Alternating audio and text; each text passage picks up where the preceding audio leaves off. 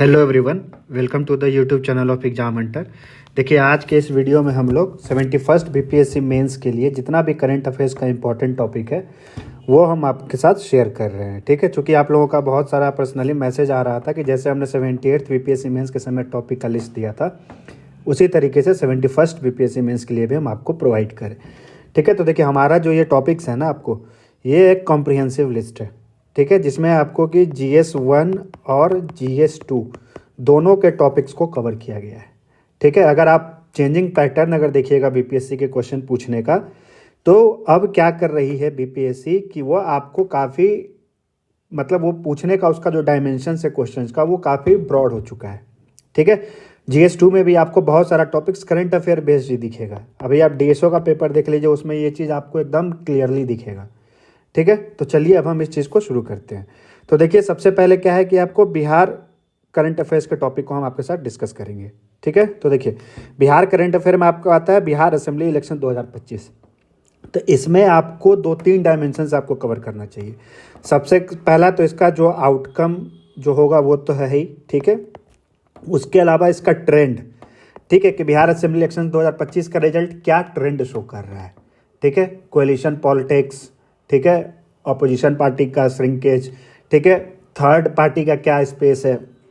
चूँकि आप देख रहे होंगे कि इस बार क्या एक थर्ड पोल का भी बहुत इमरजेंस का चर्चा था बिहार की राजनीति में, है ना। तो थर्ड पोल का क्या आपको इम्पैक्ट रहा है, चाहे क्या स्कोप है बिहार की राजनीति में, वो ट्रेंड में हम लोग सारा डिस्कस करेंगे। ठीक है, उसके बाद इसी में आपका आ जाएगा कि इसका नेशनल पॉलिटिक्स पे इसका क्या असर पड़ेगा बिहार के चुनाव का।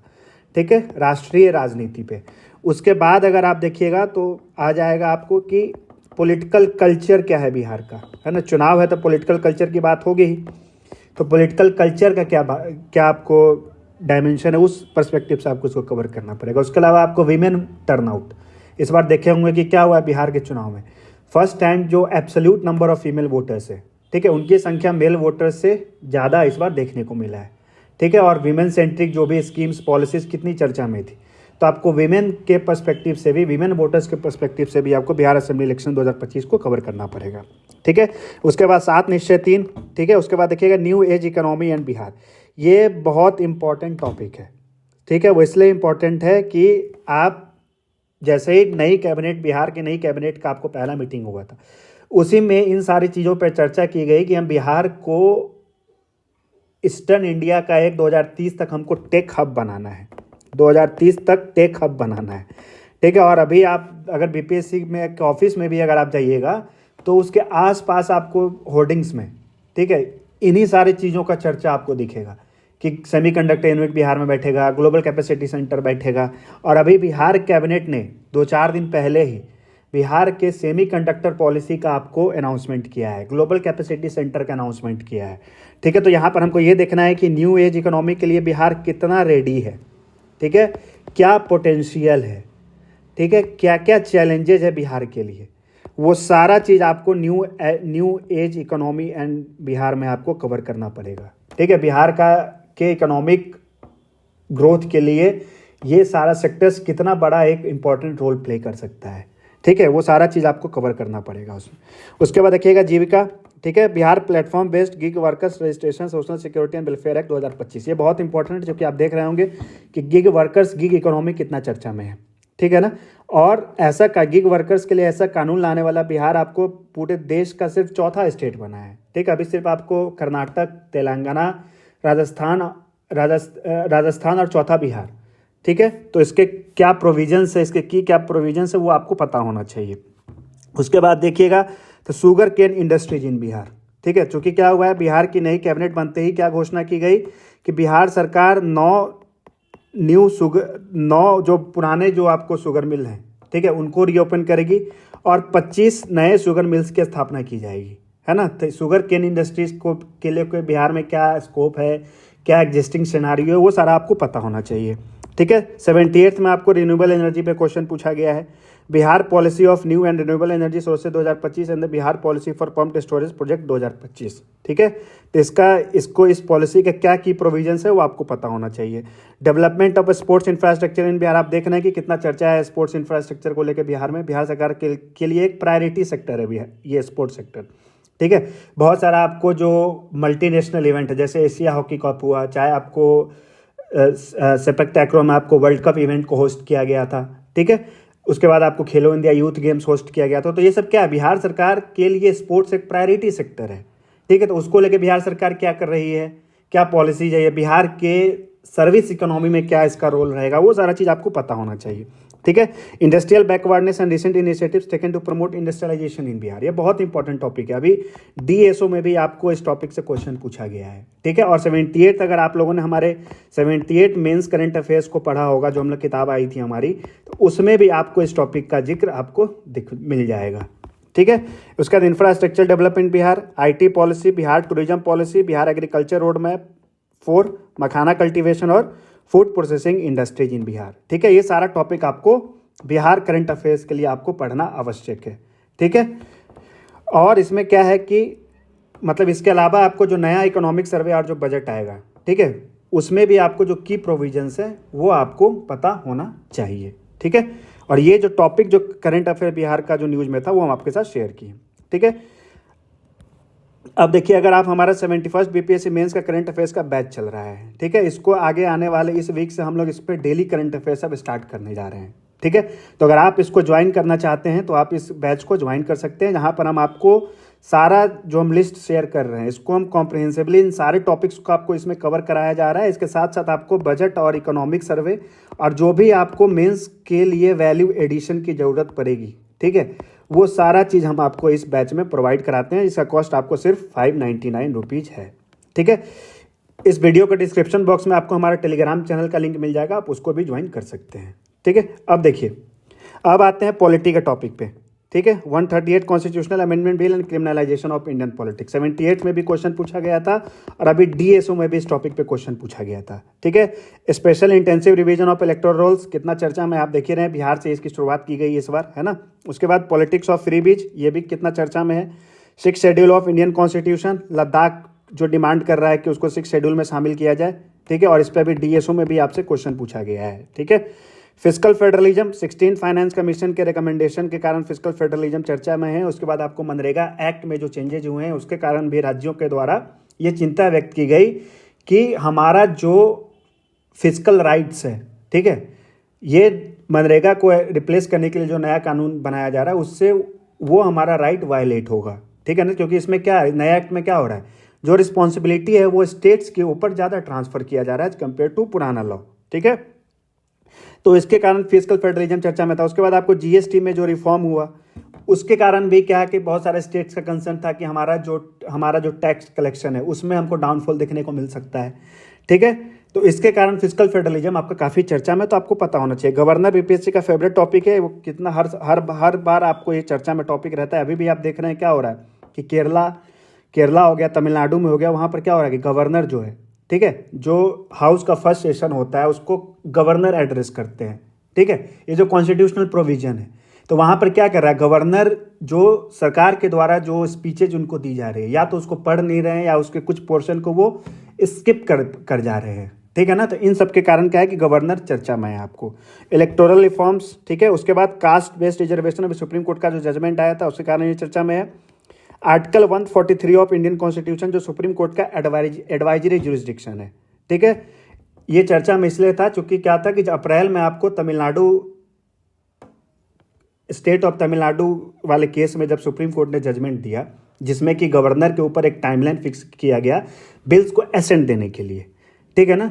तो उस जजमेंट के बाद जो प्रेसिडेंट है आर्टिकल 143 का इस्तेमाल करते हुए प्रेसिडेंट के पास रेफरेंस के तौर पर भेजा, ठीक है ना, कि आप इस पे 14 क्वेश्चंस थे जिस पर ओपिनियन मांगा गया था सुप्रीम कोर्ट का, ठीक है। तो जिसमें सुप्रीम कोर्ट ने जो जजमेंट आया था अप्रैल में, ठीक है, उस जजमेंट में सुप्रीम कोर्ट को कहीं ना कहीं कुछ कमी दिखी और उन्होंने बताया अपने एडवाइजरी ओपिनियन में कि यह जो रिस्ट्रिक्शंस, ये जो टाइमलाइन फिक्स किया गया है सुप्रीम कोर्ट के अपने जजमेंट के द्वारा, ठीक है, उसमें उन्होंने अमेंड करने की उसमें बात की गई, ठीक है। उसमें बोला कि कहीं ना कहीं ये कॉन्स्टिट्यूशनल जो प्रोविजंस है उसमें इस चीज़ का स्पेसिफिकली मेंशन्ड नहीं है कि आप गवर्नर के लिए जो टाइमलाइन है उसको फिक्स करेंगे। ठीक है, तो इसके कारण आर्टिकल 143 चर्चा में था।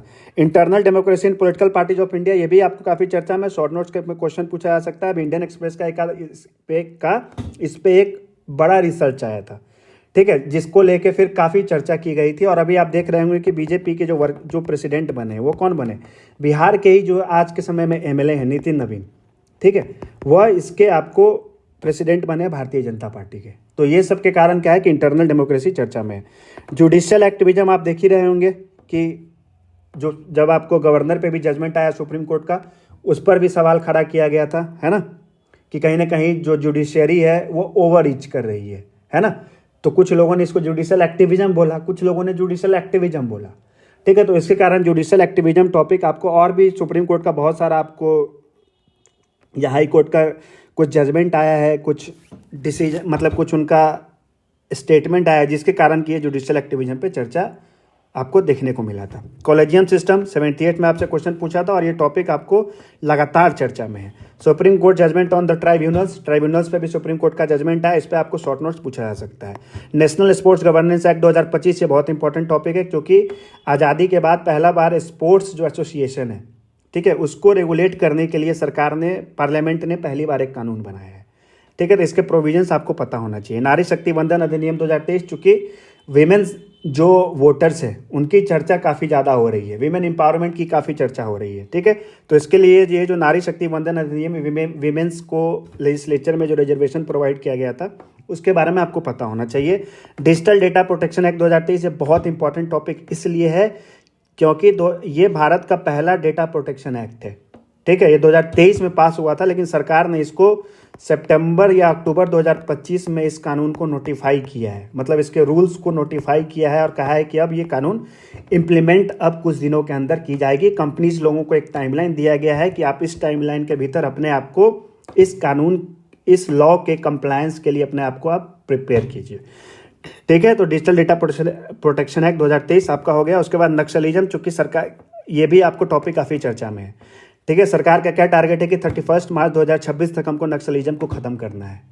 उसके अलावा देखिएगा तो इसमें आपको क्या करना है कि नक्सलिज्म है क्या, इसका ओरिजिन कैसे हुआ, ठीक है, और इसका किस किस राज्य में इसका इम्पैक्ट था नक्सलिज्म का, और किस आगे चल के भारत सरकार ने क्या मल्टी प्रोंग्ड अप्रोच अपनाया, जिससे कि नक्सलिज्म की समस्या को भारत आज खत्म करने के स्टेज पर है, ठीक है। One nation one election, right to information act 2025, इसका आपको 2025 में 20 साल पूरा हुआ था, और अभी इकोनॉमिक सर्वे का एक जो नया इकोनॉमिक सर्वे है यूनियन गवर्नमेंट का, उसमें राइट टू इन्फॉर्मेशन एक्ट पे चर्चा की गई है, इसमें कुछ अमेंडमेंट करने की, जिसके कारण कि आपको काफ़ी ज़्यादा अपोजिशन पार्टीज की तरफ से भी इस पर सवाल खड़ा किया गया है गवर्नमेंट के इंटेंशन पर।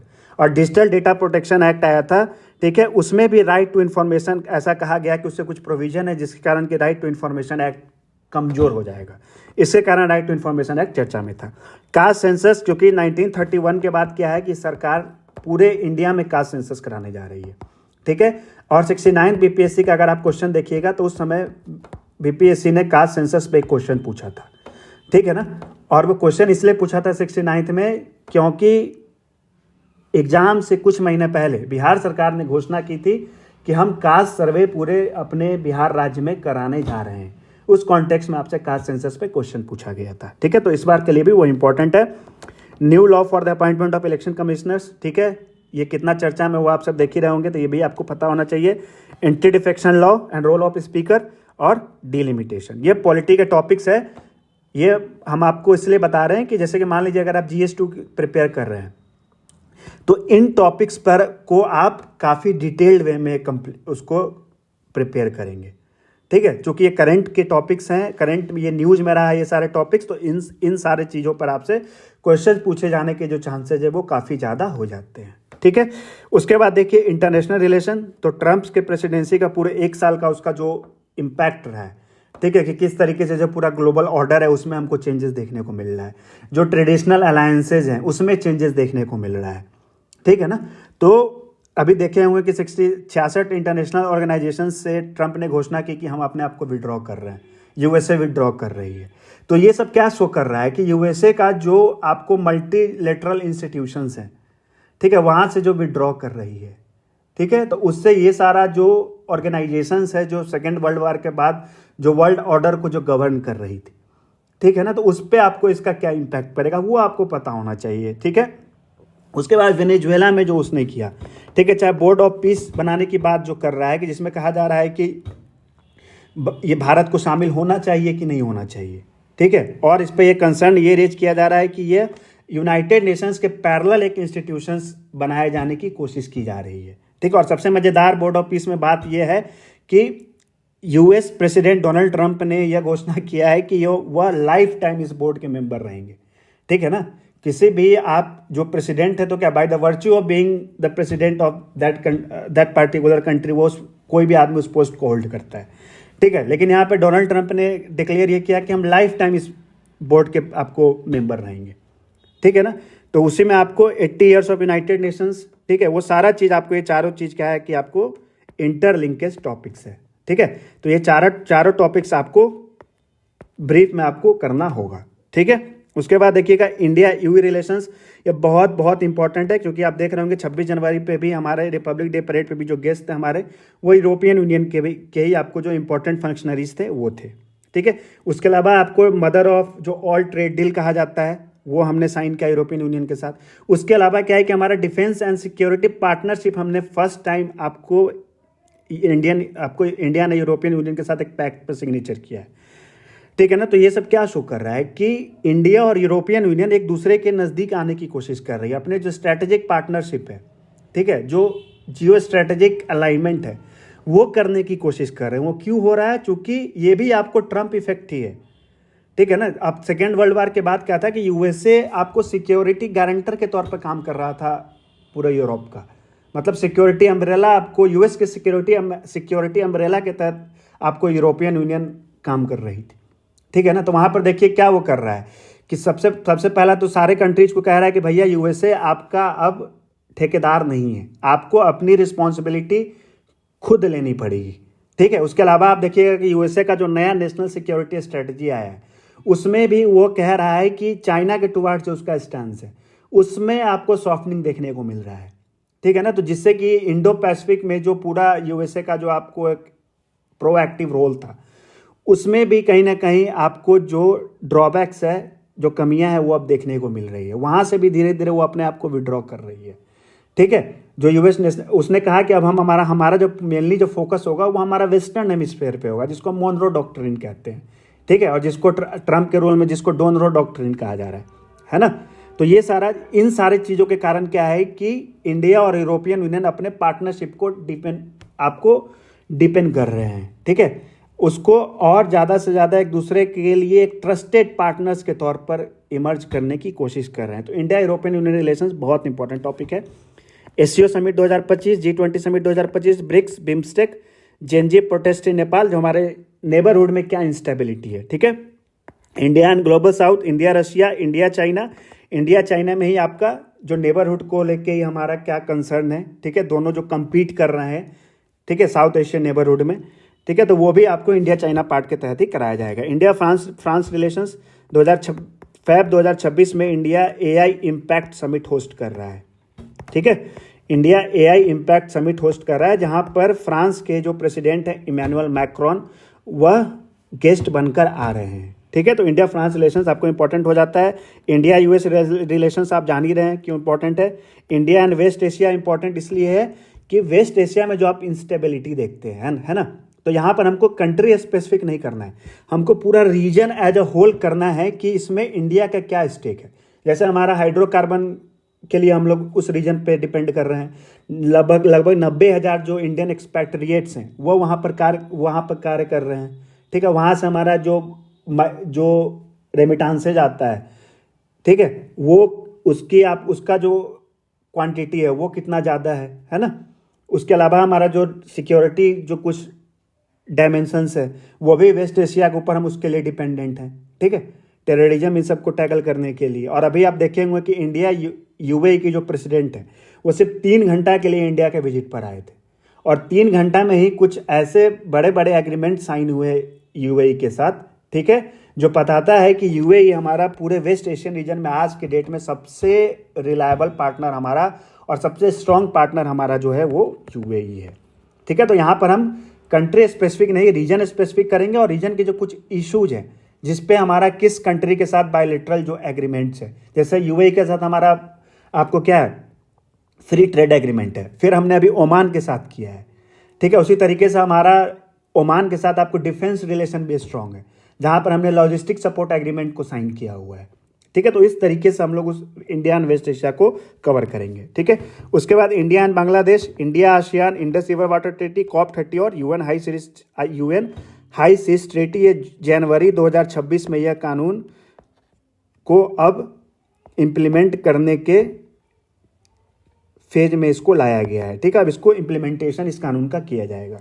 उसके बाद देखिए science and tech, national action plan on anti microbial resistance 2.0, satellite based internet, cyber crimes, ये आपको 78 में भी क्वेश्चन पूछा था। और अभी यूनाइटेड नेशन जनरल असेंबली के द्वारा साइबर क्राइम्स के अगेंस्ट पहला एक कन्वेंशन साइन किया गया है यूनाइटेड नेशंस के मेंबर्स के द्वारा, ठीक है। उसके बाद एक्जियम-4 मिशन का क्या सिग्निफिकेंस है हमारे फ्यूचर जो इंडिया का स्पेस मिशन है उसके लिए। Shanti act and India nuclear energy potential, ये बहुत इंपॉर्टेंट है, इस पर काफ़ी ज़्यादा चर्चा हो रहा है। अभी जो आप बजट देखें, नया जो यूनियन बजट आया है, उसमें भी न्यूक्लियर एनर्जी को प्रमोट करने के लिए सरकार ने बहुत सारे स्टेप्स का अनाउंसमेंट किया है। जैसे पहला अनाउंसमेंट ये किया है कि आपको न्यूक्लियर एनर्जी प्लांट बनाने के लिए जितने भी कंपोनेंट्स इंडिया इंपोर्ट करेगी उस पर 0 कस्टम ड्यूटी लगाया जाएगा। और ये शांति एक्ट इसलिए आया है क्योंकि सरकार क्या चाह रही है कि जो प्राइवेट सेक्टर्स है उसका पार्टिसिपेशन न्यूक्लियर एनर्जी प्रोग्राम में सरकार उसको बढ़ाने की कोशिश कर रही है, ठीक है। इसलिए शांति एक्ट को लाया गया है कि कैसे कंपनीज का क्या, जैसे मान लीजिए कि न्यूक्लियर अगर कोई भी ट्रेजेडी हो जाता है तो उसमें कंपनीज कितनी रिलायबल रहेंगी, ठीक है। और बाकी जो कंपोनेंट्स है जिसके कारण कि प्राइवेट कंपनी जब तक नहीं आ रही थी इन्वेस्टमेंट में, उन सारी चीज़ों को कैटर करने के लिए शांति एक्ट को लाया गया है, ठीक है। और सरकार का टारगेट है कि 2047 तक 100 गीगावाट न्यूक्लियर एनर्जी से अचीव करना है, ठीक है ना। चूंकि क्या है, सरकार का अपना भी आपको पेरिस क्लाइमेट डील के तहत क्या है, अपना सरकार का कमिटमेंट है, इंटरनेशनल कमिटमेंट है जो उसको पूरा करना है कि हमको क्लीन सोर्सेज से एनर्जी को प्रोड्यूस करना है। तो जो हम डाइवर्सिफाई करने की कोशिश कर रहे हैं अपने एनर्जी सोर्सेज के लिए, उसके लिए भी ये आवश्यक है, ठीक है। और वर्तमान में हमारा जो प्रोडक्शन है न्यूक्लियर एनर्जी से वो हमारा सिर्फ 8.5 गीगावाट है। तो मतलब समझिए कि अगले 20 साल में इसको कहाँ पर लेके जाना है, 100 गीगावाट तक लेके जाना है। तो यह उसके लिए प्राइवेट सेक्टर का पार्टिसिपेशन सरकार चाह रही है बढ़ाना, ठीक है। इसरो बहुत इंपॉर्टेंट टॉपिक है, ठीक है। इसरो में क्या है, अब तक क्या देख रहे हैं, क्या इसरो अब तक हमारा सोशियो इकोनॉमिक जो रिक्वायरमेंट है उसको पूरा करने के लिए कार्य करती आई है, ठीक है। जैसे कि क्या है कि आपको जो वेदर फोरकास्ट के लिए सैटेलाइट इसरो ने लॉन्च किया, ठीक है। कम्युनिकेशन सैटेलाइट के लिए, कम्युनिकेशन पर्पस के लिए इसरो ने सैटेलाइट लॉन्च किया। नेविगेशन पर्पस के लिए इसरो ने आपको कम्युनिकेशन सैटेलाइट लॉन्च किया, ठीक है ना। तो यहाँ पे मेरे कहने का ये मतलब है कि अब इंडिया क्या है कि जैसे शुक्रयान मिशन हो गया, ठीक है, या गगनयान मिशन हो गया, या भारत अंतरिक्ष स्टेशन हो गया, इन सब से इसरो यह कोशिश कर रही है कि जैसे इसरो और जाक्सा ये सब प्रकार की जो स्पेस एजेंसीज है वो लोग आपको अब क्या कर रही है कि डीप स्पेस रिसर्च मिशंस में इन लोगों का एक्सपर्टीज है। तो भारत भी अब उस एलिट कंट्रीज, ये जो एलिट स्पेस एजेंसीज है उनके कैटेगरी में शामिल होने की कोशिश कर रही है, ठीक है। तो वहाँ पर क्या है कि जो प्राइवेट सेक्टर है, ठीक है, सरकार का यह मानना है कि यह जो सैटेलाइट लॉन्चेज, ये सारी जो चीज़ें हैं वो हम आपको, वो सारी चीज़ें अब हमको प्राइवेट सेक्टर के थ्रू अब हमको अचीव करना है। और जो इसरो है वो जो साइंटिफिक मिशंस है स्पेस के, उस पे अब इसरो धीरे धीरे अब उस पे फोकस करेगी, ठीक है। तो इन जैसे कि गगनयान हो गया आपको, या शुक्रयान, ये सब जो हम बताएं आपको, इन सब के माध्यम से इसरो अपने आप को साइंटिफिक स्पेस मिशंस के लिए अब तैयार कर रही है, ठीक है। तो रोल ऑफ प्राइवेट सेक्टर बता दिया। न्यूक्लियर एनर्जी मिशन, ये बहुत इंपॉर्टेंट है, ठीक है। यहाँ पर क्या है कि न्यूक्लियर एनर्जी मिशन के तहत यह घोषणा किया गया है कि 5 स्मॉल मॉड्यूलर रिएक्टर्स बनाया जाएगा, ठीक है। और बिहार में जो न्यूक्लियर रिएक्टर बन रहा है ना, वो आपको इसी टेक्नोलॉजी के तहत बन रहा है, स्मॉल मॉड्यूलर रिएक्टर्स के तहत, ठीक है। ये जो टेक्नोलॉजी होता है इसको आपको जो कन्वेंशनल न्यूक्लियर एनर्जी प्लांट होता है उसके तुलना में इसको ज़्यादा कॉस्ट इफेक्टिव और ज़्यादा सेफ माना जाता है, ठीक है। तो सरकार न्यूक्लियर आपको स्मॉल मॉड्यूलर रिएक्टर्स को इस्टेब्लिश करने के लिए न्यूक्लियर एनर्जी मिशन लेके आई है, ठीक है। उसके बाद artificial intelligence and India AI mission, ठीक है। आपको DSO में भी इससे क्वेश्चन पूछा गया है। और सरकार इसको गवर्नेंस को लेके एआई गाइडलाइंस भी लेके आई है। ठीक है, तो ये आप वो भी आपको जानना एग्जाम के लिए आवश्यक है। उसके बाद AI in defence sector, operation Sindoor में जानते हैं इसका क्या इस्तेमाल हुआ है। Indigenisation of defence sector, drone warfare, ठीक है, एयर मिसाइल डिफेंस सिस्टम। 15 अगस्त 2025 को लाल किले से प्रधानमंत्री ने घोषणा किया मिशन सुदर्शन चक्र का। तो मिशन सुदर्शन चक्र क्या था? मिशन सुदर्शन चक्र था कि इंडिया अपना एक indigenous multi layer air defence system establish करेगा। ठीक है ना, तो एयर मिसाइल डिफेंस सिस्टम क्या है वो आपको पता होना चाहिए। उसके बाद देखिए geography and economics, tariff war in India export sector. ठीक है, इसमें टैरिफ का क्या इम्पैक्ट पड़ा है, इंडिया का एक्सपोर्ट सेक्टर है वो कैसे प्रभावित हुआ है, और इंडिया इससे टैकल करने के लिए या अपने ओवरऑल एक्सपोर्ट बढ़ाने के लिए क्या स्टेप ले रही है। जैसे कि देखे होंगे नवंबर 2025 को सरकार अपना एक्सपोर्ट मिशन लेके आई। ठीक है ना, एक्सपोर्ट को प्रमोट करने के लिए, है ना। तो इस प्रकार से सरकार क्या क्या स्टेप ले रही है एक्सपोर्ट को प्रमोट करने के लिए, डाइवर्सिफाई करने के लिए, ट्रेड डील, ये सब भी जो देख रहे हैं वो सब उन्हीं सारी चुनौतियों से निपटने का एक तरीका है सरकार का। ठीक है, फ्री ट्रेड एग्रीमेंट। ठीक है, उसके बाद विकसित भारत गारंटी फॉर रोजगार एंड आजीविका मिशन ग्रामीण, वीबीजी रामजी एक्ट। ठीक है, जो मनरेगा को रिप्लेस किया है। 4 new labour codes, GST reforms, critical minerals आप देख रहे होंगे कितना इंपॉर्टेंट है। ठीक है, पैक्स सिलिका में भारत को शामिल किया गया है। ठीक है, या भी देख रहे होंगे कि अगले 2-3 दिन के बाद जो हमारे फॉरेन मिनिस्टर है यूएसए के द्वारा एक क्रिटिकल मिनरल्स मिनिस्ट्रियल मीटिंग को होस्ट किया जा रहा है, वहाँ भी एस जयशंकर जा रहे हैं। सरकार आपको लगातार क्रिटिकल मिनरल्स के सप्लाई चेन को दुरुस्त करने के लिए डोमेस्टिक लॉ में चेंजेस कर रही है। अभी जो बजट आया है कल, उसमें भी सरकार ने रेयर अर्थ मिनरल कॉरिडोर बनाने की बात की है। उसके अलावा सरकार ने बजट में यह घोषणा किया है कि रेयर अर्थ के माइनिंग के लिए जो भी कैपिटल गुड हम बाहर से मंगाते हैं, ठीक है, कोई भी कंपोनेंट मंगाते हैं, कोई भी इक्विपमेंट मंगाते हैं, तो उस पर 0 कस्टम ड्यूटी लगेगा, है ना। तो ये सब क्यों हो रहा है? क्योंकि क्रिटिकल मिनरल्स का जो सप्लाई चेन है उसकी जो अवेलेबिलिटी है उसको दुरुस्त करने के लिए, ठीक है ना। क्योंकि जो भी हम टेक्नोलॉजी आप देख रहे हैं, चाहे ईवी हो, चाहे मोबाइल हो, चाहे सेमीकंडक्टर हो, सबके लिए जो रॉ मटेरियल जो रिक्वायर्ड है वो आपको क्रिटिकल मिनरल्स के कैटेगरी में आते हैं। ठीक है, उसका गिग इकोनॉमी आप देख रहे होंगे कितना चर्चा में है। एविएशन सेक्टर इन इंडिया, ठीक है, इसमें जो इंडिगो क्राइसिस हुआ या अभी 2-4 दिन पहले जो महाराष्ट्र के जो डिप्टी चीफ मिनिस्टर हैं उनकी जो अनफॉर्चुनेट डेथ हुई है ना, इन सब के कारण क्या है कि एविएशन सेक्टर चर्चा में। National cooperative policy, national geothermal policy, अगर आप ज्योग्राफी को कवर कर रहे हैं तो जियोथर्मल एनर्जी के बारे में उसको अच्छे से कवर कीजिए, क्या पोटेंशियल है, ठीक है, क्या चैलेंजेज है वो आपको पता होना चाहिए।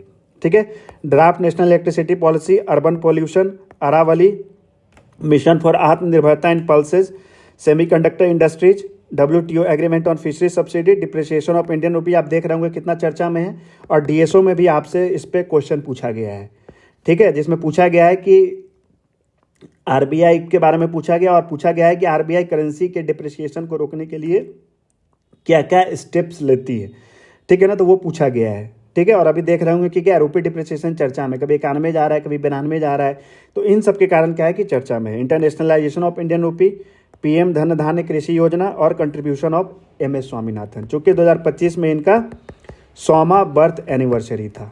ठीक है, तो ये सारा टॉपिक है जो आपको अच्छे से कवर करना है। अगर आप हमारा करंट अफेयर्स बैच ज्वाइन करना चाहते हैं तो आप कर सकते हैं।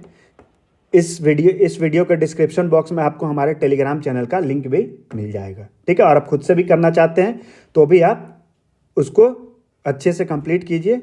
ठीक है, सारा टॉपिक का लिस्ट है जो हमने आपके साथ शेयर किया। ठीक है, थैंक यू सो मच।